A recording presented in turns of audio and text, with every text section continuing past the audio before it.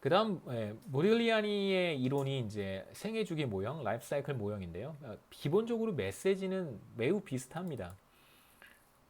한번 보시면요. Life cycle model은 consumers base their consumption on their lifetime income instead of their current income. They are likely to borrow when young, save when middle-aged, and dissave when retired. 자, 이렇게 한 사람의 전생에 걸쳐서 소비가 어떠한 흐름으로 나타날 수 있는지를 이제 얘기하는 것이고요. 어, 현재 소비를 결정하는 요소는 마찬가지로 지금 소득이 아니고, 그러니까 지금 제가 제 나이가 올해 46세입니다.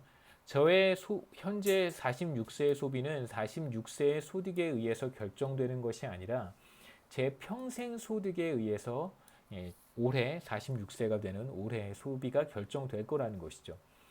자, 대체로 젊었을 때는 빌려서 소비를 할 것이고요. 왜냐하면 소득이 소비보다 훨씬 적을 테니까요.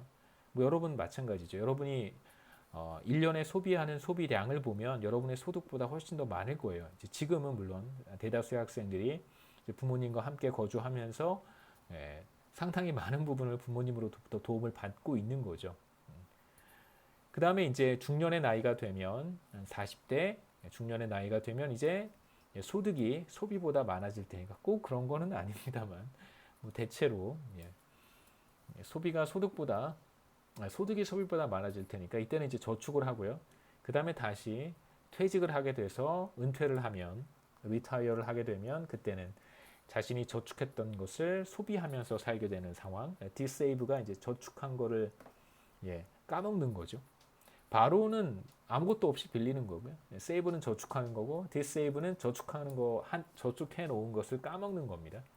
그래서 대체로 이제 이러한 패턴의 소비와 소득 흐름이 나타날 텐데 젊었을 때는 소득이 거의 없잖아요. 뭐 학생 신분이거나 혹은 뭐 공부를 조금 더 오래 하게 되면 저도 박사과정 30살, 30대 초 거의 30까지 박사과정 만으로 지내면서 거의 뭐 소득 벌어봐야 학교에서 뭐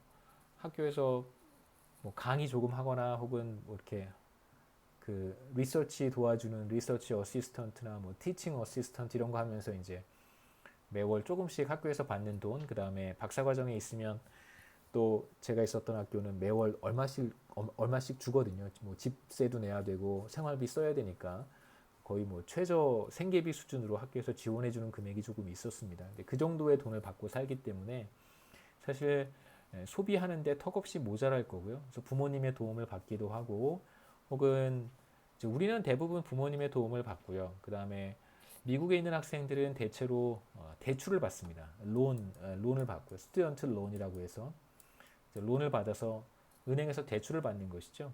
그래서 이제 소비를 충당을 합니다. 자, 그러다가 직업을 갖게 되고 소득이 이렇게 늘어나겠죠. 그래서 회사 내에서 승진도 하고 뭐 혹은 뭐 더 높은 급여를 주는 직장으로 옮겨가기도 하고 그러면서 소득이 쭉 늘어납니다. 자, 그러다가 정점을 지나서 이제 정년 퇴직을 하게 되면 그때는 소득이 없어질 테니까요. 뭐 연금을 받는 경우도 있겠습니다만 그러면 이제 그 이후에는 자신이 저축해 놓은 것을 네, 소비하면서 살아가겠죠. 그래서 보시면 대충 여기의 면적, 세이빙의 면적과 바로윙과 디세이빙의 면적이 대체로 비슷하겠죠. 물론 이자율을 우리가 생각하면 면적이 정확히 똑같다라고 말할 수는 없지만 이자율이 0%라고 한다면 대체로 이 빌리는 돈과 까먹는 돈의 합이 세이빙과 같아질 거예요. 젊었을 때 빌렸던 돈을 이제 미들 에이지에서 이제 갚아가는 것이고요. 그래서 어느 정도 갚는 것이 끝나서 저축을 조금 하기 시작하면 그 저축한 것을 이제 나중에 리타이어해서 소비를 하게 됩니다. 그래서 라이프 사이클 모형의 경우에는 지금 현재 이 시점에서 제가 소비를 하는 소비 수준이라고 하는 것은 이 시점에서의 소득에 의해서 결정되지 않을 거라는 거예요. 대체로 한 사람의 소비를 보면 뭐 크게 물론 이제 뭐 잘 살게 되면 소비를 더하는 것도 있겠죠. 대체로 소비가 소득과 같은 형태로 나타나지는 않습니다. 소득이 없다 그래서 소비를 안 하는 건 아니잖아요. 그렇죠? 예. 소득이 아주 없다고 해서 낮다고 해서 소비도 물론 비슷한 패턴으로 흐르기도 합니다. 이렇게 그렇죠? 이렇게 하지만 뭐 대부분의 경우에 소비가 그렇게 소득과 같이 움직이지는 않아요. 소비는 대체로 일정합니다. 소비는 대체로 일정합니다. 만일 이 나이에 이만큼을 다 자기가 번 소득의 전부를 소비를 하거나 혹은 항상 뭐 60%나 70%를 소비한다고 하면 이만큼씩 소비하지는 않을 거예요. 이런 사람들은 그렇게 많지는 않습니다.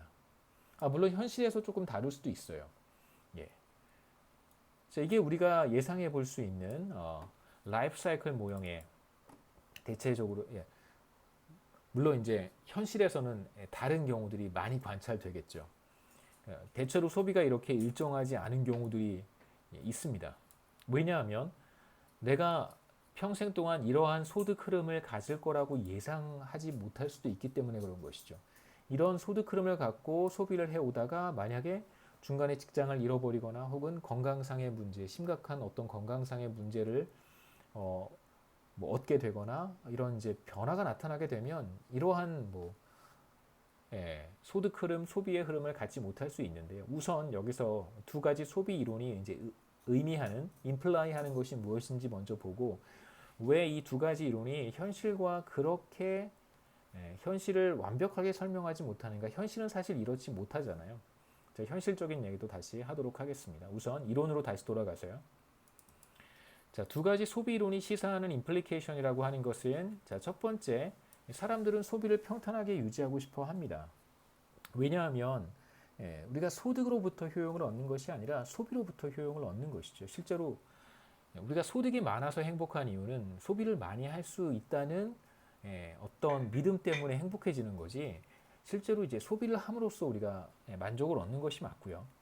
그 다음에 소득이 일시적으로 증가했다고 해서 소비도 그만큼 증가하지는 않습니다. 대체로. 물론 안 그런 경우도 있죠. 자, 실제로 우리가 소득이 자, 이 그림은 잠시 이제 요 그림 얘기는 다 했고요. 대체로 우리 소득을 이렇게 보면 소득은 저같이 일을 하는 사람의 경우에도 한 달에 한 번씩 이렇게 소득이 발생해요. 매월 25일에 이렇게 한 달에 한 번씩 소득이 쭉 발생을 합니다. 자, 그런데 소비도 그렇게 하지는 않아요. 소비는 대체로 이렇게 일정합니다. 물론 월급 받는 날 조금 더 하는 것, 요즘은 또 그렇지도 않은 것 같아요. 예전에 월급 받는 날 소비를 조금 더 하기도 했는데, 이렇게. 근데 대체로 소비는 일정하고, 소득은 한 달에 한 번 정도, 그 다음에 뭐 제가 다른 외부 활동도 하니까, 다른 프로젝트도 하고, 혹은 이제 공공기관에서 여러 가지 리서치 같은 것들을 의뢰하면 그런 리서치들도 수행하고 그러기 때문에 간헐적으로 이렇게 소득이 발생하는 경우들도 있습니다만 대체로 소비는 일정해요. 저와 같은 어떤 임금 근로자들 매월 소득을 받는 사람들의 경우에는 대체로 소비가 일정한 패턴을 갖습니다. 물론 이제 때에 따라서 소비가 이렇게 늘어나는 경우도 있겠죠. 자동차를 구입하거나 혹은 주택을 구입하거나 혹은 가전제품을 교체하거나 이런 내구재 소비가 발생하는 경우에는 소비가 이렇게 일시적으로 에어컨을 구입하거나 이렇게 늘어나는 경우도 있습니다만 그건 대체적으로 내구재 구입 때문에 그런 것이고요. 일정하겠죠. 네. 그 다음에 이제 한 가지 또 두 번째 관련해서 말씀드리고 싶은 것은 제가 잠깐도 말씀드렸지만 학교에서 주는 월급 말고도 저는 이제 개인적으로 여러 가지 일을 하고 있으니까 연구도 하고 리서치도 하고 이제 한국은행에서 프로젝트를 이제 주면 한국은행 프로젝트도 하고 KDI 프로젝트도 하고 여러 가지 프로젝트를 이제 활발하게 하고 있습니다. 그런 프로젝트를 하면 이제 저한테 그에 상응하는 수당을 지급을 하죠. 연구 수당 같은 것들을 지급합니다. 자, 그러면 그런 수입이 발생했다 그래서 제 소비가 이 시점에 갔을 때 확 올라가진 않아요. 별로 그렇게 크게 신경 쓰지 않습니다. 저는 관심이 별로 없어요. 그러니까 물론 이제 제가 젊었을 때 혹은 이제 일정한 소득이 없는 학생 시절이었을 때 갑자기 이렇게 돈이 확 들어오면 이 돈을 많이 쓰죠. 그런데 이제는 별로 일정한 직장이 있고 매월 소득이 발생을 하는 상황이면 갑작스럽게 이렇게 조금 목돈이 생겼다 그래서 그걸 막 확 소비하고 이러지는 않습니다.